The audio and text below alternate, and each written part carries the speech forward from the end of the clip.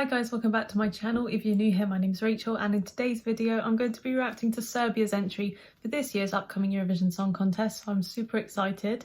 Obviously Serbia last year did really well in the competition with Constructor and in Corpora Sano. I thought it was just a great song. It was so quirky, very catchy, and just kind of odd, but in a good way. So I'm really pleased that that one did well, and the only way is up for Serbia. So I'm going to be reviewing their song for this year, Luke Black, with Samo Mi Se Spava. So I'm not sure what that means, but it sounds interesting. Let me know down below in the comments if you can translate that for me.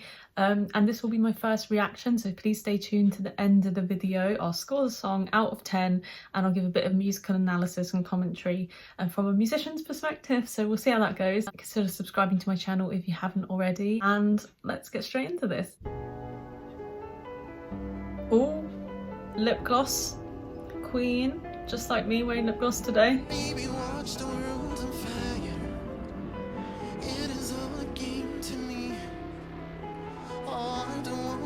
Wow.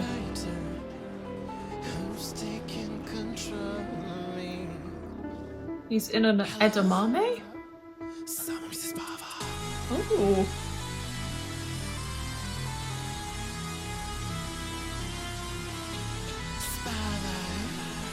This is very cool. Oh, the soundscape and the sound design of this. Oh, this is a bit of me. Oh.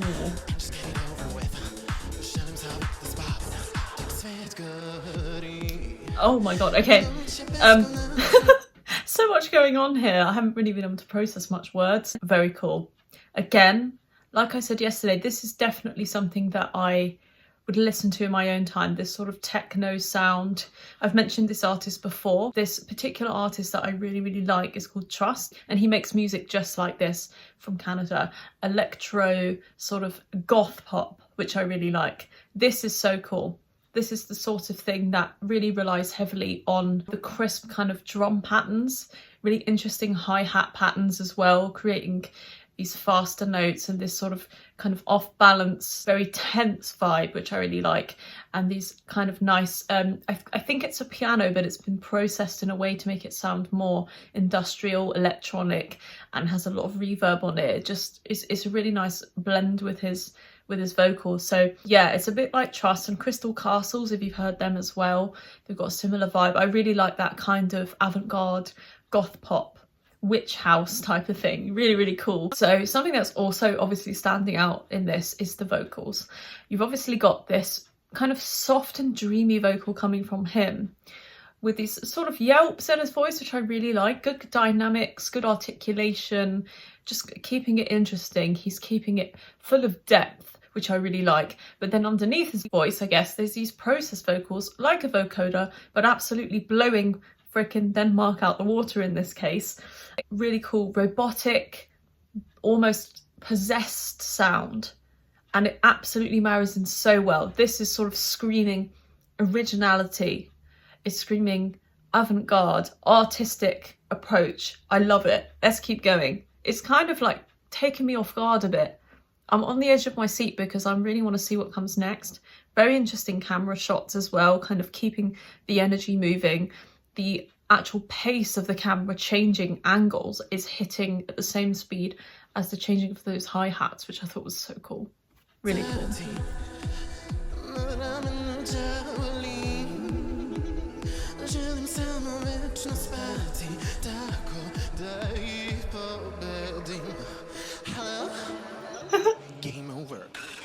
Oh, it's got a lot of sass as well.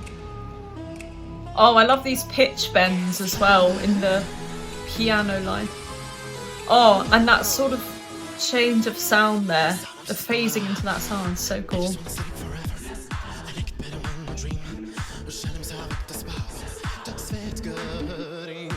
Oh, this is so cool.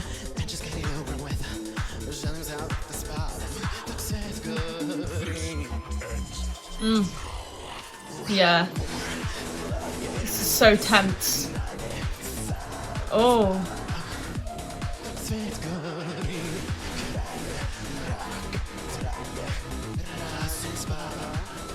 Wow. Oh, these bass synths are sick. Yeah. I love this. All the choices being made in those backing tracks, the layers. Oh. Yeah, that's a polished performance. That's Eurovision ready. It's just so tense. It's filled with so much strange vibes, which I love. It's like, yeah, they're not trying to be something else. They're trying to be unique, but it's also not like trying too hard, which I really like. I think that's what they've hit so well here.